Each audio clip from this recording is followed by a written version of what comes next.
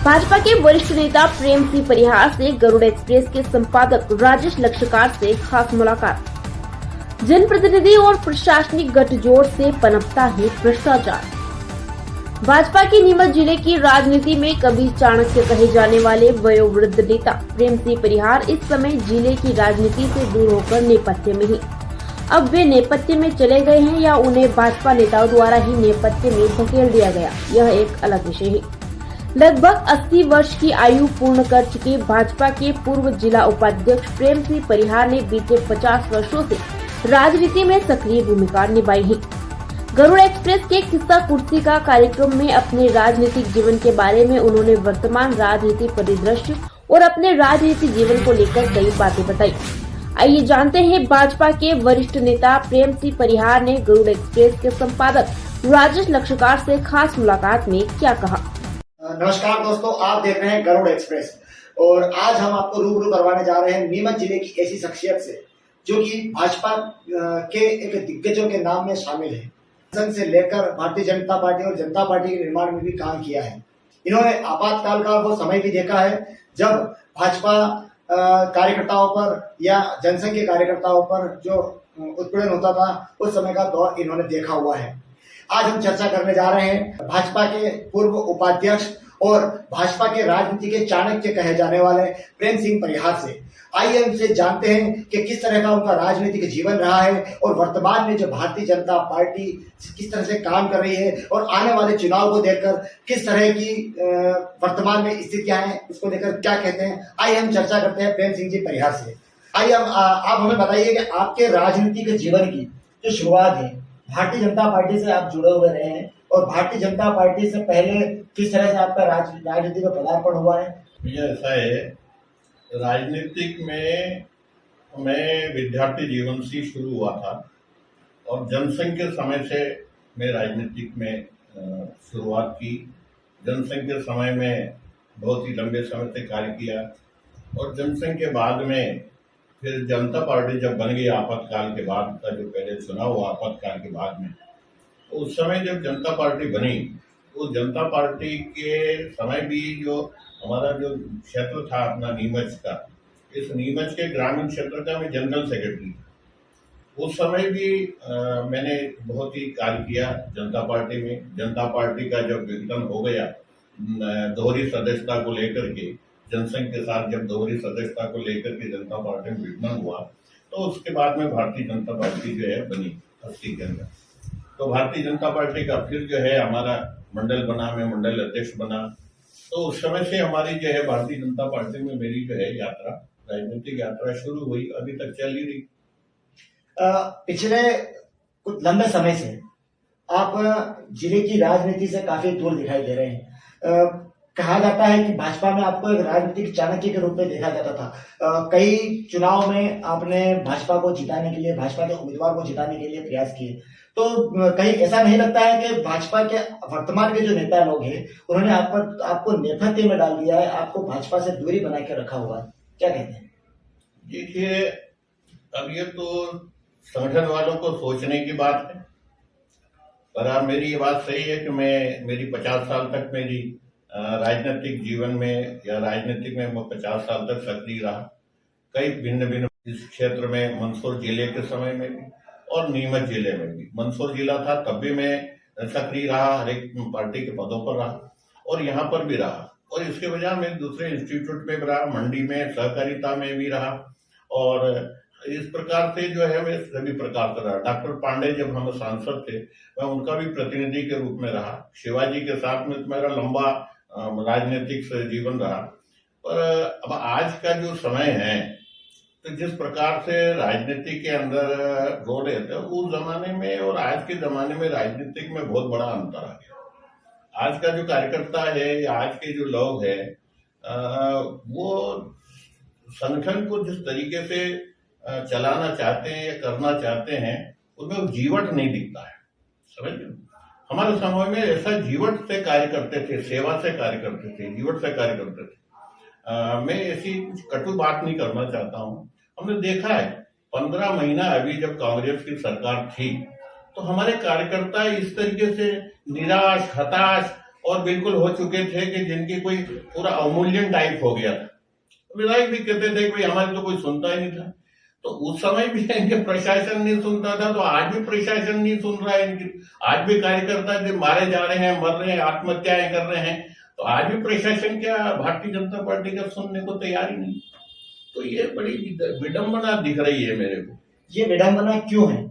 आज नीमच क्या ये स्थिति सिर्फ नीमच जिले में है या पूरे प्रदेश में यही स्थिति बनी हुई है? भाई प्रदेश का तो पता नहीं, मैं तो नीमच जिले की कहता हूँ, क्योंकि आजकल मैं पार्टी में मुझको बुलाते भी नहीं है तो मैं जाता भी नहीं हूँ। देखिए, मैं स्वाभिमानी कार्यकर्ता हूँ और मेरे को किसी से जी हजूरी या लाग लपेट की और मैं कोई बात नहीं करता हूँ। मैं स्वाभिमानी हूँ, इसलिए मेरे को जब बुलाते नहीं तो मैं जाता भी नहीं।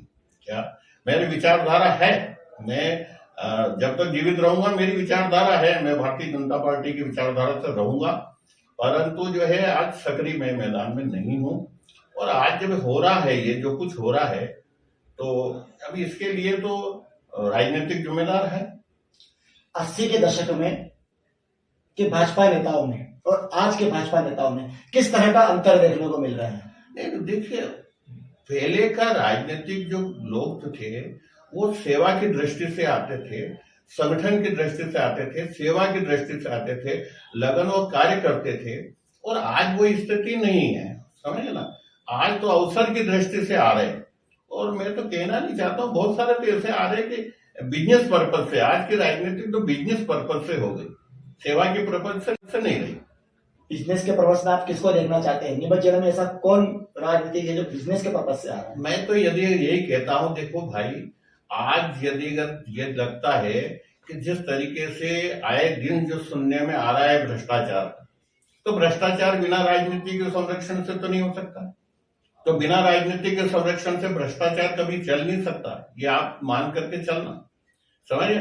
तो यदि अगर राजनीतिक दृष्टि से अगर हम भ्रष्टाचार को अगर कंट्रोल नहीं कर पाते हैं तो जरूर हमारी कमजोरी है, हमारी सरकार। तो क्या ये माना जा सकता है कि राजनीतिक रूप से जनप्रतिनिधि, भाजपा के जो जनप्रतिनिधि है, क्या वो भ्रष्टाचार को बढ़ावा दे रहे हैं? भैया देखो, ऐसा कहा है, लोकतंत्र क्या कहते हैं?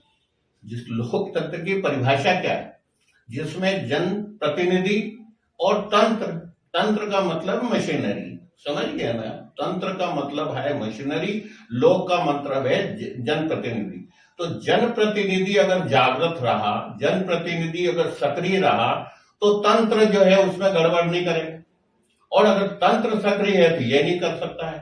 परंतु जब तंत्र का, जब दोनों का अगर मतलब वो मिल जाते हैं, समझ गया, मतलब वो अपना का जो है ब्यूरोक्रेट और जनप्रतिनिधि, जब दोनों ही मिल जाते हैं, दोनों की जुगलबंदी के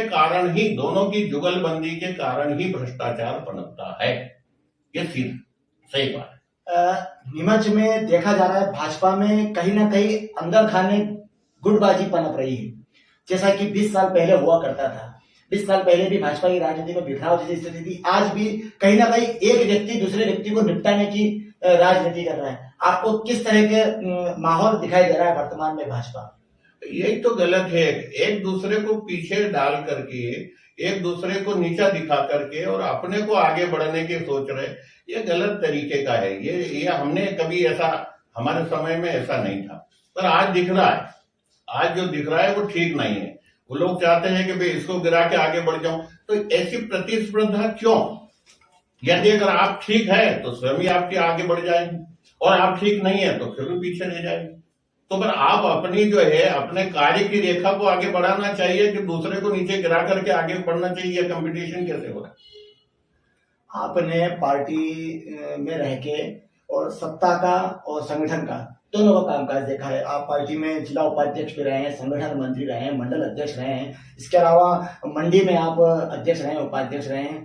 तो कभी आपके मन में विधायक बनने की मन में?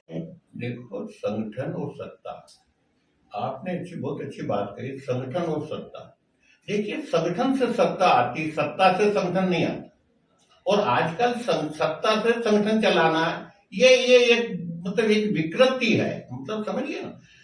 संगठन से सत्ता आती है, सत्ता तो आती जाती रहती, संगठन स्थायी होता है। जब संगठन सशक्त होता है तभी सत्ता रहती। और संगठन यदि अगर कमजोर है यह संगठन, देखिए मेरे गावड़ेली भाषा में मैं कहता हूं, जो हार्स होता है ना घोड़ा, वो सवार को पहचानता है, समझ गया ना। घोड़ा हमेशा घोड़े पे जो बैठता है वो घोड़ा बहुत चतुर होता है जानवर, पर वो सवार को पहचानता है।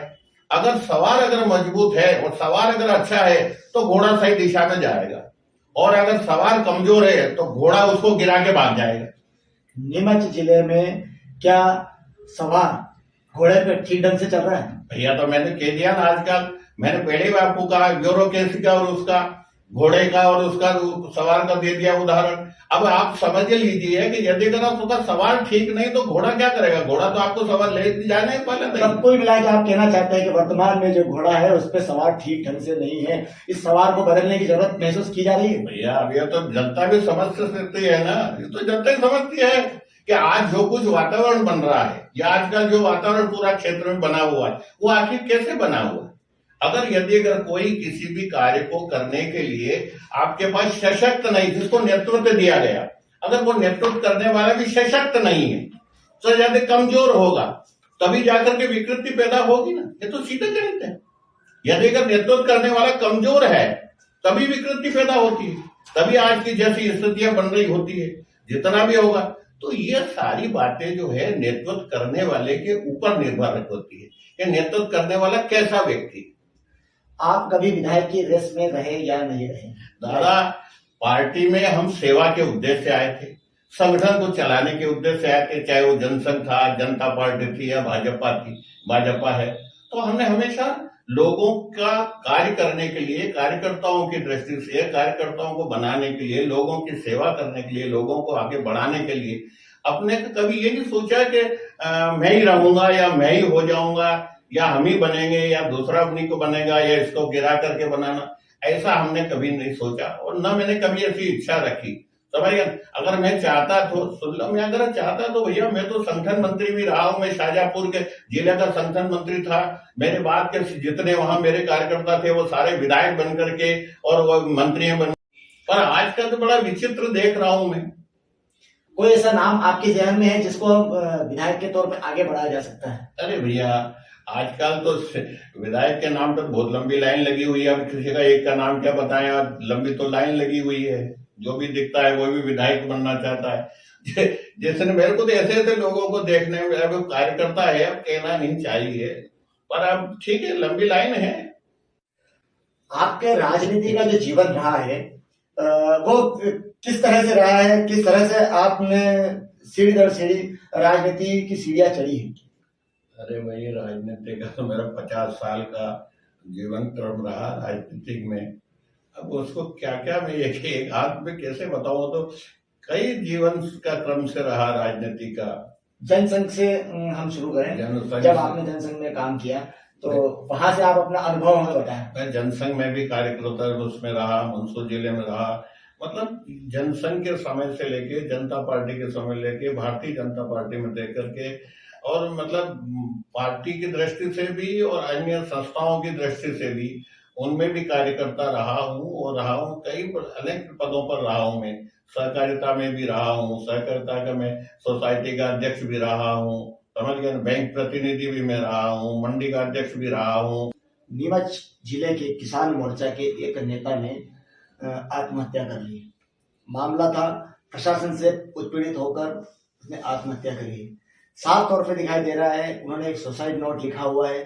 सुसाइड नोट के आधार पर उन्होंने बताया है कि वो गिरदावट से परेशान थे, पटवारी से परेशान थे।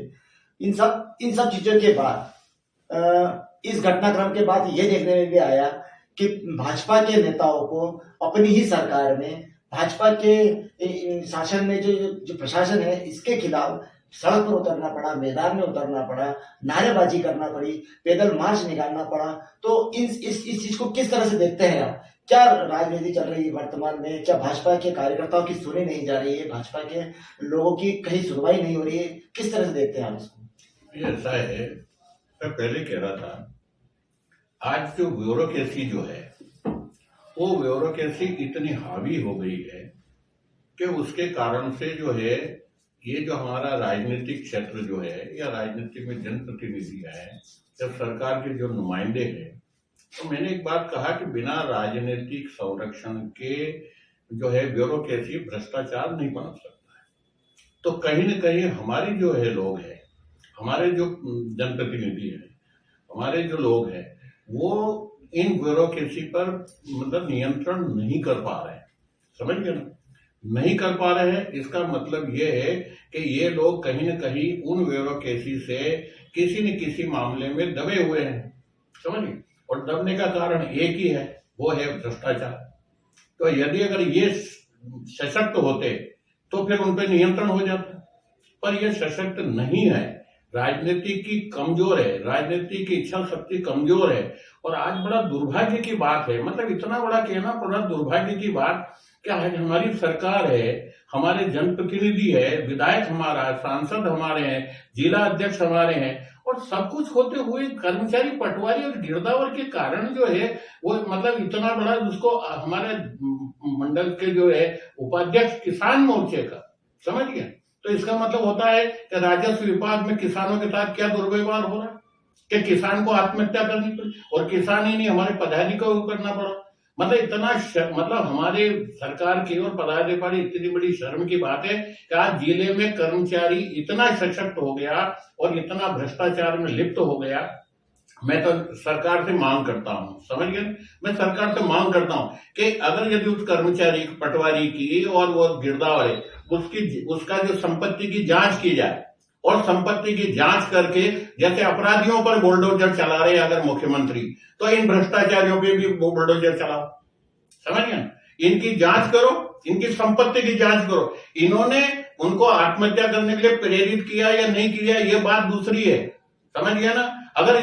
यदि अगर किसी भी सुसाइड नोट में अगर किसी का नाम आता है, समझ गया ना, तो तुरंत उसके ऊपर एफआईआर होना चाहिए धारा 306 के अंदर। समझ गया ना? मतलब आत्महत्या से प्रेरित करने में, जो अभी तक किया नहीं। इसका मतलब यहाँ की जितना ब्यूरोक्रेसी है वो आज हमारे राजनीतिक पर हावी है। क्यों नहीं उनके पास अभी तक एफआईआर कायम हो? और हमारे लोग कह रहे हैं जांच के बाद काहे के एफआईआर होगा?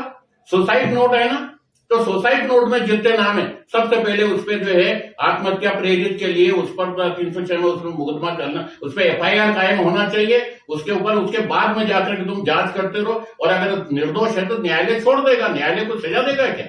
निर्दोष हो छूट जाए। पर यदि कर सुसाइड नोट में होने के बाद भी यदि नहीं करना, यानी हमारे राजनेताओं की कमी है। राजनेता दबे हुए हैं कर्मचारियों से, राजनेता खुद ही डिफॉल्टर है। समझ गए? खुद डिफॉल्टर है। इसीलिए उनके राजनेताओं को ये कहने की जरूरत क्या है कि आप जो है जांच होने दो और उसके बाद हो जाएगा। क्यों जांच होने देंगे? जब सुसाइड नोट में जब उसका नाम है तो उस पर कार्रवाई होना चाहिए। दुर्भाग्य है हमारा नीमच जिले में, बड़ा भाई दुर्भाग्य मान रहा हूं मैं कि हमारे यहाँ के मंत्री भी है, विधायक भी है, सांसद भी है, और हमारा कार्यकर्ता, हमारा पदाधिकारी, एक किसान पदाधिकारी यदि अगर आत्महत्या करता है कर्मचारियों का नाम लेकर के, तो हमको तो बड़ा शर्म आती है कि आज मैं कह रहा हूं, मैं 50 साल के जीवन में मतलब राजनीतिक में रहते हुए इस प्रकार का मतलब कर्मचारी ऐसा कर दे, कैसे कर सकता? मध्य प्रदेश के मुख्यमंत्री ने एक मंच से कहा था कि अतिक्रमण करने वालों और किसानों के साथ अन्याय करने वालों को मैं 2.5 फीट जमीन में गाड़ दूंगा। वो बुलडोजर चलाने की बात करते हैं, और देश के प्रधानमंत्री, उनकी एजेंसियां भ्रष्टाचार के खिलाफ काम कर रही है। तो नीमच जिले में ये स्थितियां क्यों नहीं हो रही है? मेरा कहना है, अगर यदि हमारे सम्मानीय मुख्यमंत्री जी जीरो टॉलरेंस की नीति अपनाते हैं, मैं कह रहा हूं जो भ्रष्टाचार जिसपे अपराध गिरोह के ऊपर जो कार्रवाई होती है, वो भ्रष्टाचारियों पे वही कार्रवाई होना चाहिए। उनकी संपत्ति की तुरंत जांच होना चाहिए। मैं कह रहा हूं आज इन लोगों की संपत्ति की अगर जांच हुई कि अवैध संपत्ति कितनी और कैसे बनाई, दूसरे के पास में आप संपत्तियों की जांच नहीं करते। अगर इनकी जांच हो जाए, एक एक की जांच हो जाए, और अगर अवैध है तो संपत्ति जब्त करो, बुलडोजर चला दो। तुम्हारा भ्रष्टाचार, मेरे को 2 कर्मचारियों के खिलाफ या 4 के खिलाफ भी अगर कार्रवाई हो जाएगी तो दूसरे दिन ही मालूम पड़ जाएगा कि भैया अगर गड़बड़ की तो सारा हो जाएगा, जैसे यूपी में हो रहा है। तो आप क्यों नहीं भ्रष्टाचार को अगर समाप्त करना है, मोदी जी की एजेंसियां जितना पहले कार्रवाई कर रही तो मध्य प्रदेश में भी तो कार्रवाई करनी चाहिए ना। किसानों का जो दर्द आपने बयां किया है, भाजपा कार्यकर्ताओं का जो दर्द आपने बयां किया है, वो वास्तविकता में हर कार्यकर्ता की पीड़ा है। भैया आप जो कह रहे हो मैंने तो यहाँ के दक्षिण मंडल के अध्यक्ष से भी बात करी है, किसान मोर्चे के जिला अध्यक्ष से भी मैंने बात करी है आज ही। और मैंने कहा यदि अगर तुम्हारी नहीं अगर सुन सकते हैं, तुम्हारी इतने कमजोर है, शासन और कर्मचारी इतना भ्रष्ट में लिप्त है, तो अपने पदों से इस्तीफा क्यों नहीं देते? तुम्हें अपने पदों से इस्तीफा दे देना चाहिए। क्या हम इस पद के योग्य नहीं है? क्योंकि हम अपने पदाधिकारी कोई बचा नहीं पाते तो हम तुम्हारे पद के लिए क्यों योग्य हैं? तो लोगों को, कार्यकर्ताओं को, इनको ये तो होना चाहिए ना कि इस प्रकार का भ्रष्टाचार में लोग डूब रहे हैं और हावी हो रहे हैं और कोई सुनने वाला नहीं हमारे पदाधिकारी कर्मचारियों द्वारा। आज आपने हमें अपना अमूल्य समय दिया, उसके लिए मैं आपको बहुत बहुत धन्यवाद करता हूँ। आपका समाचार पत्र जनता की पीड़ा और जनता की समस्याओं को जिस मुखरता से उठा रहा है और उसको उठाना चाहिए। और मेरे को सरकार जो सोई हुई है, नींद में सोई हुई सरकार, उसको जगाना चाहिए। और आप जो जगा रहे हो, आप धन्यवाद के पात्र है। और सरकार को जगाना चाहिए और ऐसे निर्कुश लोगों के ऊपर प्रतिबंध लगना चाहिए। और मैं तो सोच रहा हूँ कि अगर प्रतिबंध अगर लगे तो ये लोगों में, जनता में जो है उसके शासन के प्रति भी सहानुभूति होगी। और यदि अगर जनता, सरकार नहीं जागी तो आए दिन भी जो है जनता जो है इस सरकार से निराश ही होगी।